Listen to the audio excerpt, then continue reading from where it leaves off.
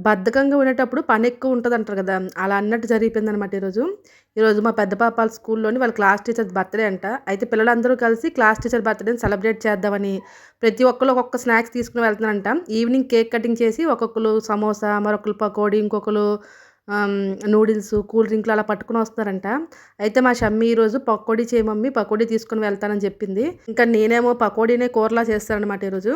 పప్పు, టమాటా వండాను. దాంతో పాటు నంచుకోవడానికి పకోడీ అనమాట. పప్పు, టమాటా రైస్‌లో కలిపేసి ఇలా బాక్స్‌లో అయితే పెట్టేసాను. మరొక బాక్స్‌లోని కొన్ని పకోడీలు వేసి పెట్టేసారనమాట. ఇంకా ఆ రైస్‌తో నంచుకొని తినేస్తారు కదా అని. ఇంకా పకోడీ చేసి మళ్ళీ కూర చేసామనుకోండి లంచ్ టైం అయిపోద్ది అందుకని. ఈ బాక్స్‌లోదైతే ఈవినింగ్ పార్టీలో పెట్టడానికనేసి ఇలా కొంచెం పెద్ద బాక్స్‌లో పకోడీ మొత్తం ఇలా సర్దేశాను చూడండి. ఈసారి పకోడీ చాలా అంటే చాలా బావుందంట. మా షమ్మీ వాళ్ళ ఫ్రెండ్స్ అందరూ కూడా అడిగారంట. ఇంక ఉదయాన్నే లేచి వాళ్ళ స్కూలుకి పంపించి ఇలాంటి పనులన్నీ చేసేయారనమాట. అలానే ఈరోజు కొత్త స్టాక్ వచ్చింది శారీస్. అవి నెక్స్ట్ వీడియోలో పెడతాను చూసేయండి. Thanks for watching.